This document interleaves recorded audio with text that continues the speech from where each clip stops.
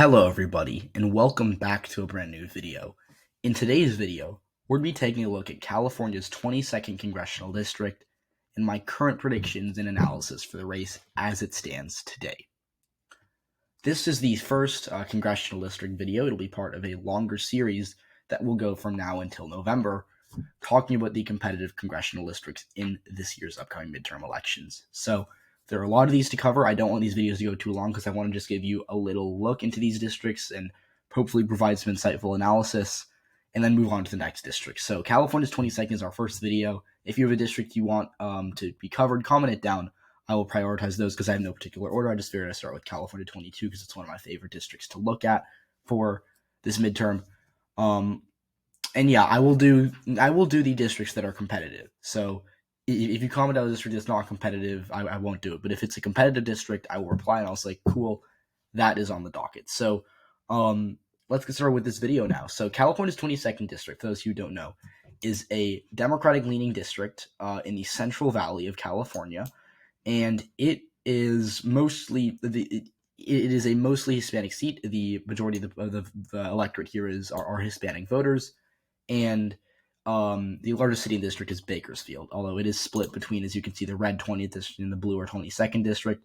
The 20th district takes the more Republican parts of Bakersfield, and then the 22nd district takes in the Democratic parts. So it's kind of split along party lines. And then you have these other smaller Democratic-leaning cities in the 22nd district, like the city of Delano, like the city of Porterville, and the city of Tulare. So, it's a kind of stereotypical seat. The urban areas are blue, the rural areas are red, and there aren't too many suburbs in this district, but if they, the limited suburbs we have are pretty competitive. So, you might be thinking, well, how did this seat vote in 2020? How can we start our baseline? So that's a good question. So this is currently the 2020 data set on DRA, and as you can see right here, it is a blue-leaning district. So the 22nd district right here voted for Joe Biden by around 13%. So it was, he won it by a fairly solid amount. And on the surface, you'd think, oh, well, he won it by 13.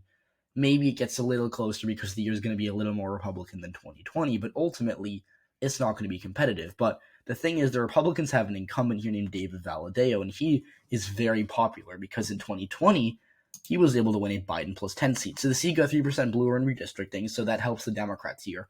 But Valadao is still a force to be reckoned with because he won very narrowly this Biden plus 10 district. So Valadao is no performer. He outran Trump by 11 points. And clearly there are a lot of people who voted for Joe Biden who are also be voting for David Valadao come November. So this is really the question of, can a strong Republican incumbent overcome a Democratic-leaning district they've been run into, and can he win in 2022? So we'll be getting into that right now.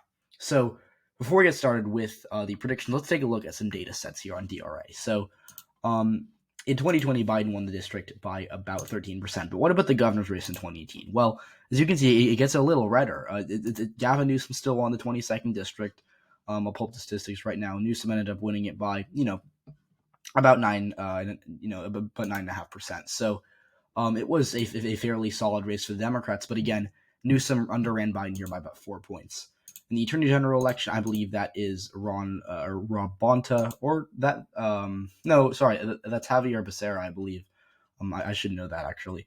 But the 22nd district, as you can see right here, voted for the Democrats in this Attorney General race by about 13%. So it was kind of similar to Joe Biden's margin. And then in the 2016 presidential race right here, Hillary Clinton won the district by about 16%. So this is one of the few seats in the country that actually trended to the right in 2020 because Clinton won it by 16, Biden won it by 13. And why is that? Well, it's because Trump did better in 2020 than he did in 2016 with mostly one group, and that was Hispanic. So Hispanic voters in the 22nd district trended towards Donald Trump, despite the fact that in most of the country, voters trended away from Donald Trump. White voters trended away from Trump. Black voters trended away from Trump. Asian voters were kind of dependent on the region, but obviously Trump won in 2016. He didn't win in 2020, so most voters trended away from Donald Trump, but Hispanics did not. In the 22nd district, what we saw was a 3% shift towards Donald Trump. So that really helped David Valadao here in this 22nd district in 2020 because he was able to unseat a Democratic incumbent, TJ Cox. So just for some background, I guess for some lore for the 22nd district. So we'll go back to 2016. And in 2016, it was a pretty solid district for the Republican Party. And the funny thing was that Hillary Clinton won the seat by 13% at the presidential level, but David Valadao, the Republican, won the seat by 13% at the congressional level. So there was nearly, there was a 26% ticket split disparity between the two races, and the Democrats kind of didn't really try in this race. They kind of knew they were cooked here. So ultimately, what we saw were fairly, fairly solid races for the GOP. But in 2018, we saw a blue wave. What happened was the Democrats were able to flip a lot of seats in California. You look at the 10th district, you look at all these seats in suburban LA, but it's basically in the 22nd district, which was the 21st back 2018 and 2016, but it's really the 22nd district. But TJ Cox was able to knock off David Valadao, and the reason that TJ Cox beat David Valadao was because in 2018 Democratic turnout spiked and Hispanics trended towards the Democratic Party, and TJ Cox was able to narrowly.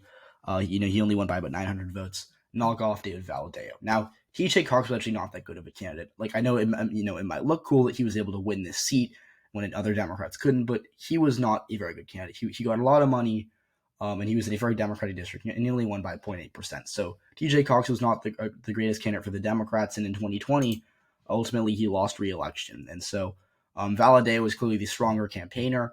And while TJ Cox might have held the seat for 2 years, it was really Valadao's seat because he held it for most of the 2010s, and he's holding it right now. So, who are the Democrats running against against David Valadao? Well, that's Rudy Salas. Rudy Salas is a state assemblyman, and he comes from a district that Joe Biden only won by about 8%, but he won by 20 points. So he is an overperformer, and he has tremendous appeal to Hispanic voters, which is why Democrats really like Rudy Salas. A lot of Democrats really think that he's one of their best recruits of the cycle because he can appeal to a group that they've been falling with as of late, which are Hispanic voters. And Rudy Salas in the primary kind of corroborated this belief because in this district, Gavin Newsom didn't really do too well. I mean, he did okay, but he ran behind Salas because Salas got about 45.4% of the vote in the primary, and the Republicans combined for the remaining 54.6%. So in the primary, this district went Republican by about 9%, but in the governor's primary with Newsom and Dale, it was more Republican. So Salas not only outran Biden in 2020 in his state assembly district, but he was also able to outrun Gavin Newsom in 2022 because there were a lot of voters who didn't vote for Gavin Newsom in this district, but voted for Rudy Salas because they probably knew him from state assembly and liked him. So what do these results show? Well, this is, again, for those of you who don't know, this is the June 7th primary. This is the election that happened last month. It was, the jungle primary had both Republicans and Democrats. So even if you're a registered Democrat, you can vote for a Republican, because it was just an open ballot, essentially, and then the top two finishers advanced to the November runoff. That's how jungle primaries work, for those of you who don't know. What we saw was in California 22, there were 3 Republicans and 1 Democrat, and the Democrats kind of coalesced behind Rudy Salas. He, again, got 45.4% of the vote, and the Republicans were much more split. David Valadao ended up being the highest vote-getting Republican, but Chris Mathis came very close, and Adam Medeiros also took some votes away from Valadao, and so Valadao actually didn't even combine for a majority of the Republican vote because Mathis and Medeiros combined for more of the vote than he did. So ultimately, what we saw was a kind of split in the Republican vote, and Valadao was barely finished ahead of Mathis, but he was able to advance to that runoff, which is what matters. And so, what do these results tell us? Well, first of all, you have to remember that primary elections in California always skew GOP. We've always had this jungle primary system, right? And we always see very skewed results towards the GOP because Democrats turn out for general elections more than they do for primary elections. And so what we saw here was actually a very good result for the Democrats because ultimately what happened was, they're expected to not even crack 40% of this district, and they got 45.4% of the vote with Rudy Salas. And in 2018, which was the last time the Democrats won this district with TJ Cox, guess how much of the vote Democrats got in the jungle primary in the summer? 39%. Now they're up to 45.5%. So they are clearly doing something right here. Democrats are clearly mobilizing their base. And this was even before Roe v. Wade was overturned. This was before we saw a spike in Democratic numbers nationwide. That is very, very good for Democrats because if this primary happened maybe after Roe v. Wade, maybe Salas would have even cracked 50%. Maybe he would have been 48 or 49%, but he would have done better for sure because we've seen a massive shift towards Democrats. Back in June and May, Republicans were winning the generic ballot consistently. Now we're seeing most polls break towards Democrats, in the 530 aggregate is nearly even for the first time I think since December or January. And so this is it's been a really good past few weeks for the Democrats because of this Roe overturn that has energized them and galvanized them, and led to a surge in polls for them. And Rudy Salas did this well even before that happened. So I think Democrats have a lot of reasons to be optimistic about Rudy Salas, but I think Republicans also have reasons to be optimistic about David Valadao, because in 2020 he was able to win a Biden plus 11 district in a more Democratic leaning year. And if Biden were on the ballot this year, he'd probably win a district, but by a lot less than he did in 2020. Even though it got blue, he probably would only win it by 5-6%. So you can look at this through two lenses. You can say it got blue via redistricting, and Rudy Salas had a really impressive performance in this primary. But at the same time, that Democrats probably wouldn't win it by as much as they did in 2020 if the election were held today, because of this more Republican-leaning national environment. So this is kind of the how most of these videos are going to end. I don't really have a projected winner because this is a toss-up race. Now, I know everyone hates when I say that. I know everyone hates when I'm like, oh, well, I'm just going to let you guys decide the winner. No, that's not fun. That's lame. So I'm going to, I'll put my my money on the line. So I'm going to say that Rudy Salas is the narrow favorite as of right now. Again, I think the primary is really good for him. Prior to the primary, I'd Valadao as the narrow favorite. But I think that ultimately, when you look at the voters likely to turn out in November, they're likely to be more Democratic leaning.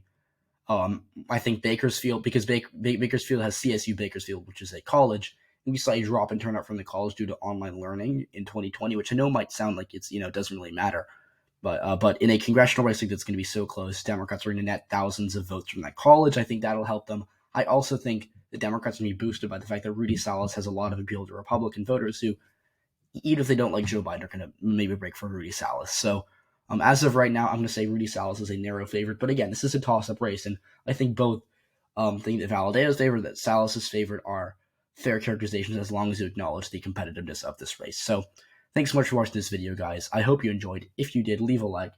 Subscribe to the channel if you haven't already. Comment down below what you think. Comment down below suggestions for the next congressional district, and I'll see you all next video. Bye, guys.